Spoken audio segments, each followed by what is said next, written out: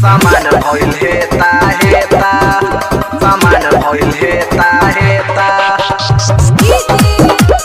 संदीप बाबू गइल रही कवन खेता सामान भइल हेता हेता हेता हेता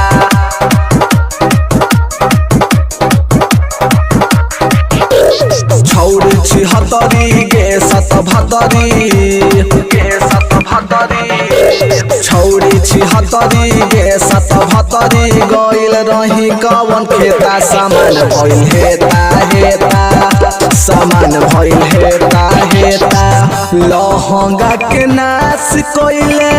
कैसे बरदास कइले तड़पे जवानी चढ़ल जवानी के झर जत पानी छौड़ा के छौड़ी तू देते सामान हक हेते हेते की चीज हक हेते हेते सामान भइल हेता हेता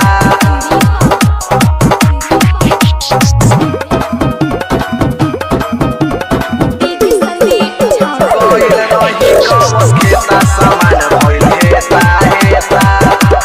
हेगे थल थल कर हकौ जो बना भेलो ढीला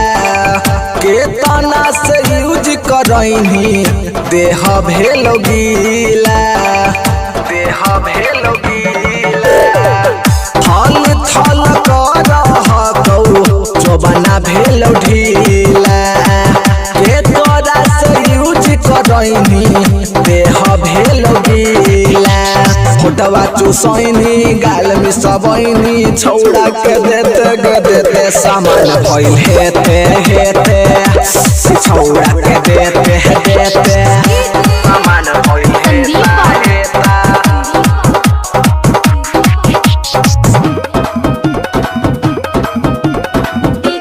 गइल रही कवन खेता सामान भइल हेता हेता रोज रोज कर कहीं खेत में दौड़ा दौड़ी कैसे बरदास भेलौ छौड़ा के हथौड़ी छौड़ा के हथौड़ी रोज रोज कर कहीं खेत में दौड़ा दौड़ी